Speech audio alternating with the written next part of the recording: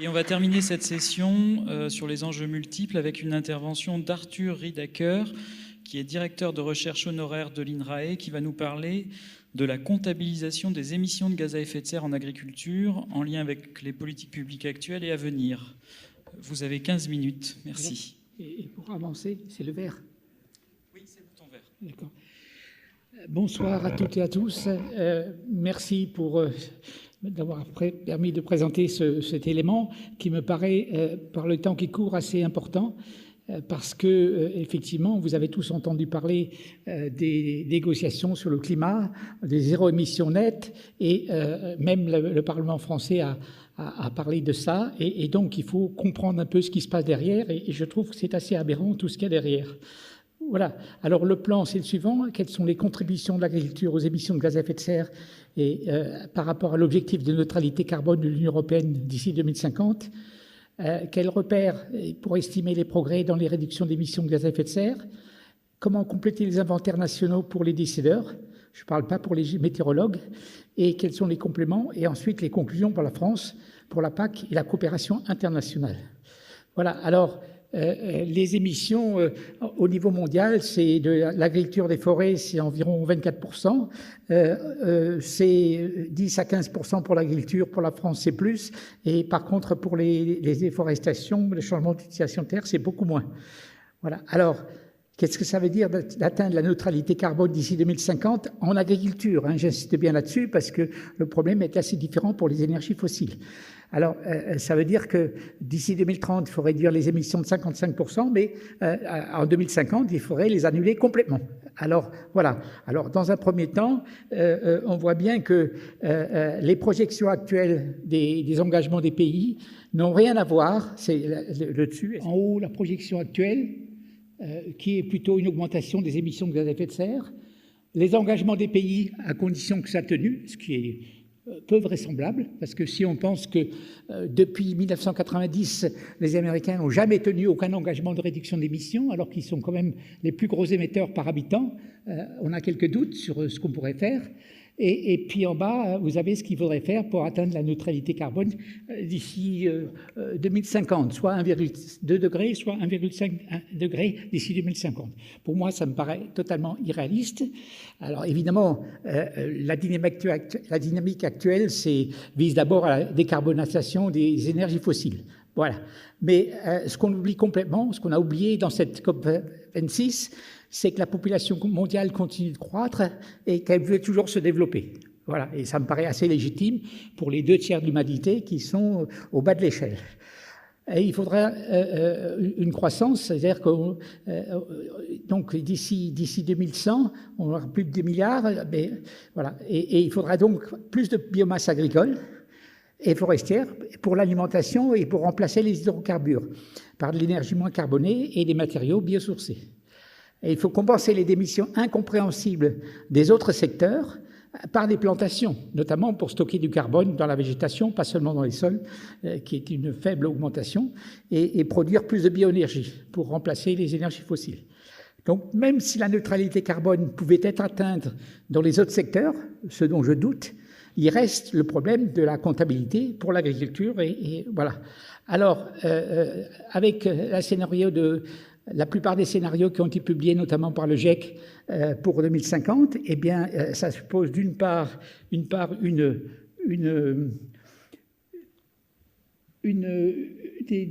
captures de CO2 et stockage géologique qui sont aujourd'hui entre 50 et 100 euros la tonne de CO2, ce qui est extrêmement coûteux.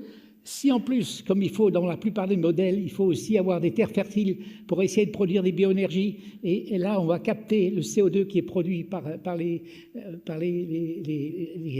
centrales thermiques, eh bien il faudra aussi enfouir cela avec le même coût, mais en plus il faut des terres. C'est-à-dire que ça veut dire que il faut des terres fertiles, parce que c'est pas avec les terres en zone aride que vous allez avoir des stockages intéressants. Voilà. Alors, si je prends la 7e communication nationale de la France, prochaine arrivera bientôt, elle date de décembre 2017, hein, et donc, vous voyez, je vais simplement reprendre l'inventaire simplifié, mais vous pouvez regarder sur Internet, vous trouverez tous les éléments. Voilà, alors vous voyez que les émissions de CO2 pour le méthane, le protoxyde d'azote et puis le total. Ça, c'est pour, en gros, le total. Et ensuite, vous avez les différents secteurs. Alors, je ne prendrai en compte ici, faute de temps, que la question de l'agriculture, hein, et qui est déjà suffisamment importante. Alors, les émissions de l'agriculture sont ventilées dans la rubrique agriculture, d'une part, et là, vous avez les émissions seulement de protoxyde d'azote au champ, vous n'avez pas les émissions de protoxyde d'azote dans les usines, vous avez les émissions de méthane et de fermentation entérique des déjections animales et des rizières. Vous avez ensuite l'émission des consommations d'énergie, ça c'est là dans la rubrique 1, ça ne se voit pas directement, et vous avez l'émission des fabrications d'engrais azotés et de pesticides dans la rubrique industrie. Et puis vous avez les variations de stock de carbone aussi bien dans le sol que dans la végétation dans la rubrique 4, ce qui montre que c'est effectivement relativement difficile d'analyser ça et qu'il faut regarder ça d'un peu plus près. Alors, je ne détaille pas ici, mais vous voyez que pour l'agriculture, vous avez surtout les émissions qui viennent d'une part du méthane et d'autre part du protoxyde d'azote, hein, c'est toute la ligne du haut, et ça vous fait à peu près 78 millions de tonnes d'équivalent CO2 pour l'agriculture. Voilà. Alors, ça veut dire que vous avez 45% dans cette rubrique pour les productions de N2O, hein, et vous avez 55% pour les productions de méthane, dont 85% pour les fermentations entériques. Et puis, hors agriculture, vous avez aussi des émissions pour les engrais, tout ça, et la fabrication des carburants, voilà, et qui sont à peu près autour de 20% des émissions. Voilà, alors je ne détaille pas les bases de calcul. Ceux qui sont intéressés, vous avez ici les éléments et vous le retrouvez dans la note que je ferai. Donc voilà, alors ça c'est simplement pour schématiser un peu les différentes émissions. D'une part, il faut prendre en compte ce qui se passe au niveau de la production des engrais. Ensuite, il faut prendre en compte la volatilisation dont on a parlé aujourd'hui plusieurs fois. Il faut parler des variations de stock de nitrification et d'énitrification dans le sol, les émissions directes et les émissions indirectes. Alors, le vrai problème, c'est comment est-ce qu'on peut réduire les émissions de protoxyde d'azote sans réduire les rendements. C'est une question fondamentale. Alors, on peut éviter, effectivement, et il y a eu plusieurs exposés ici qui ont montré comment on pourrait faire des progrès. Si vous prenez la Chine, effectivement, il y a des apports d'engrais azotés qui sont excessifs. Il faut aussi éviter d'apporter de l'azote quand les sols sont saturés, ce qui n'est pas toujours le cas, hein, parce que parfois, par commodité, les gens, ils embêtent au moment où ça les arrange, notamment en Floride, notamment dans l'Illinois, je veux dire, parce qu'ils passent leurs vacances ensuite d'hiver en Floride. Et puis, les Canadiens proposent d'utiliser des inhibiteurs de l'uréase et de la dénitrification. Donc, sauf que ça permet pas l'augmentation des rendements qu'on obtient en utilisant ces inhibiteurs ne permet pas d'être compensé par l'augmentation des rendements. Donc, il faudra une intervention publique. Et puis, il faudrait aussi vérifier que ces inhibiteurs n'ont pas d'effet négatif par ailleurs au niveau des sols sur le long terme. Alors, si on revient, c'est assez schématique, j'ai pris des systèmes excessifs, quoi. Entre 1960 et 2050, la population n'a pas arrêté de monter. Et si vous revenez, si vous supprimez les intrants, c'est-à-dire les émissions de protoxyde d'azote, eh bien voilà où vous arrivez, c'est-à-dire que vous revenez à des rendements d'avant-guerre, alors que la population est de 7 à 8 milliards plus élevée en 2050 que ce qu'elle était en 1930. Voilà, c'est absolument effarant. Ça veut dire que vous allez avoir des famines extraordinaires si vous appliquez ces règles. Alors, qu'est-ce qui manque dans cet inventaire de GS, qui sont des inventaires pour les météorologues, pour les climatologues, mais pas pour les décideurs, parce qu'il manque à la fois les émissions évitées, c'est-à-dire que par l'utilisation des produits, des biomasses produites, et il manque les émissions évitées par les déforestations évitées. Et ça, c'est fondamental, et c'est spécifique de l'agriculture et des forêts, c'est-à-dire l'utilisation des terres, et évidemment la plupart des gens, des spécialistes des gaz à effet de serre ont un background qui est plutôt énergie fossile. Voilà, donc c'est pour ça qu'ils comprennent absolument pas cette question. Alors voilà, si je prends simplement de façon schématique, à gauche vous avez la production de fuel pour l'équivalent pour 1 hectare de forêt moyenne. Hein, vous avez à peu près un gain par hectare et par an en France de 1,12 steppes par hectare et par an. Sauf qu'à gauche, vous allez voir, la suivante, eh bien, à gauche, vous avez 3,58 tonnes de CO2 d'émissions et à droite, vous n'avez pas d'émissions. Si je mets de côté les récoltes et le conditionnement, de la même façon que je mets de côté pour les énergies fossiles, l'extraction, le raffinage et le transport. Voilà. Donc si simplement je prends le produit qui est sorti de la forêt, eh bien ça veut dire 0 émission dans ce cas-là. Et ça n'apparaît nulle part quand vous faites des efforts. Et simplement, un point important, c'est que vous avez, avec une forêt naturelle qui a faible rendement, eh bien, vous avez une production qui n'est pas négligeable, mais qui est quand même faible. Alors, voilà. Comment compléter les inventaires nationaux pour les décideurs, hein, j'insiste bien pour les décideurs et pas pour les météorologues. Hein. Voilà.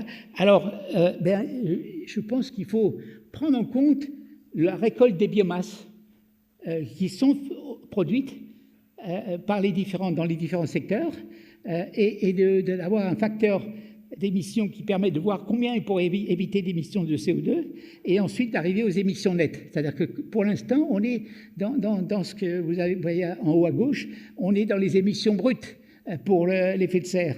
Et quand vous êtes en bas à droite, dans les émissions nettes, eh bien, vous voyez que finalement, vous avez un gain quand vous faites de l'agriculture, alors qu'autrement, quand vous ne tenez pas compte des productions, vous avez quelque chose de négatif qui est absolument insensé. Voilà. Alors, en complément, eh bien, bien sûr, il faut améliorer les intrants et comment les utiliser de façon optimale. Il faut améliorer les apports d'eau, des semences, bon, ça a été dit. Et il faut produire plus de biomasse par hectare pour réduire les émissions nettes. Hein, c'est-à-dire que ça augmente un peu les émissions brutes, mais ça réduit les émissions nettes. Ça permet de nourrir de plus de personnes par hectare dans le monde, donc de moins défricher pour une même production.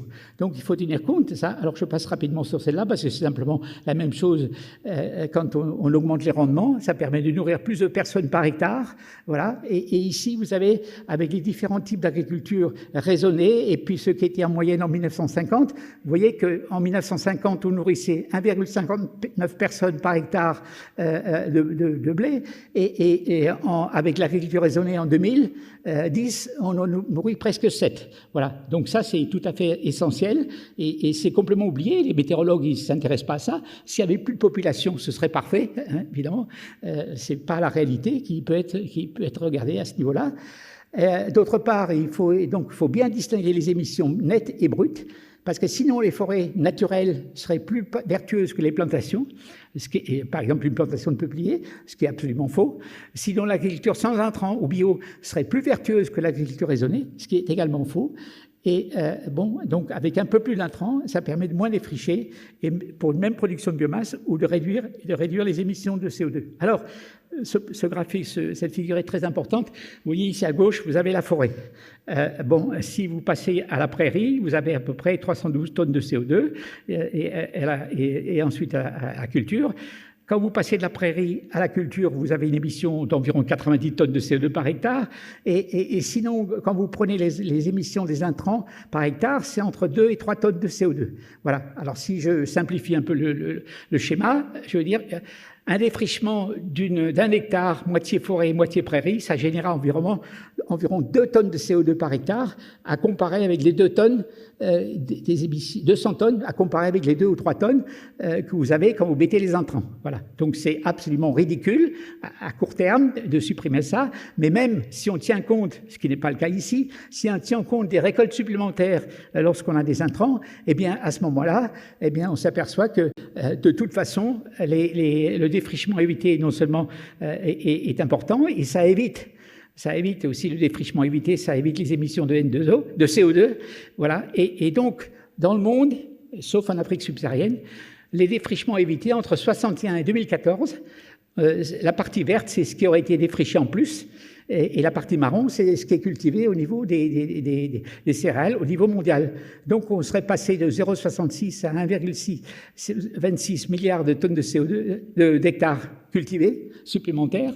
Ça veut dire qu'on aurait une augmentation de 252 milliards de tonnes de CO2, ce qui est absolument fantastique. Donc, ça veut dire qu'on ne peut pas revenir en arrière. Ça démontre bien l'ineptie du système d'émissions brutes et le fait qu'on ne prenne pas les émissions nettes. Et puis, donc, ça demanderait de défricher en France. On a fait les calculs, ça défriche.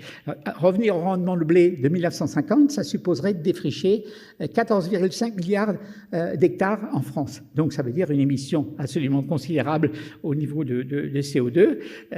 Voilà.